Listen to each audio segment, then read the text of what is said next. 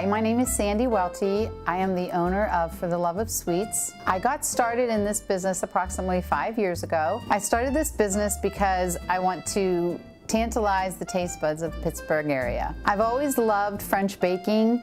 Even though it seemed like a big challenge for me, I wanted to go up for the challenge and see if I could do it. And I pretty much feel I've succeeded in a lot of things, but I have a lot more to work on. My favorite all-time pastry are French macaroons. I am a home-based business, and what makes my business different is I consider myself a chameleon. I try to adjust my baking and the way I do things to my customer to keep them happy. A lot of my customers are word of mouth, but I also have a few wholesale customers, and the Inn on Negley is one of them. They are a bed and breakfast downtown in Shadyside. They are a huge customer of mine. They order French macaroons, cheesecakes, pâté sucré, which are little mini tarts.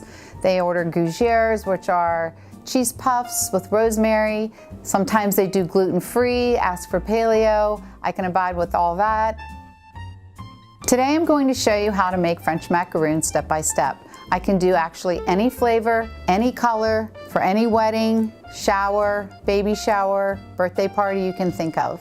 First things first is I scale out the ingredients, which are almond flour, powdered sugar, regular sugar, and egg whites. I grind the almond flour and the powdered sugar in a food processor to break up any lumps that are in there. And then I sift that onto a piece of parchment paper.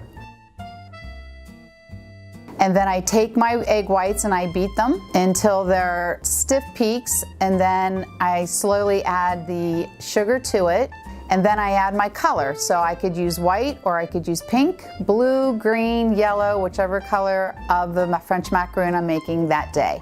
Then after the egg whites are whipped, I then take the egg whites and I fold them into the almond flour, which is also incorporated with the powdered sugar. This is the tricky part, because this is where you can make it or break it. I just do it until I can tell that the consistency is the way I like it, and then I make sure I get all the air bubbles out of it. Once I get all the air bubbles out of it, I gather it all together in the bowl and I put it into a piping bag. And I take parchment and lay it on a cookie sheet, and then that's when I start piping them out onto the cookie sheet.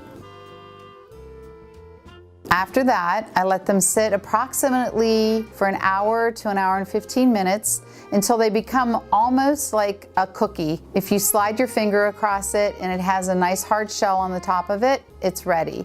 Then I pop it in the oven. Depending on the size of the macaroon, I start at 7 minutes, and then I go from there.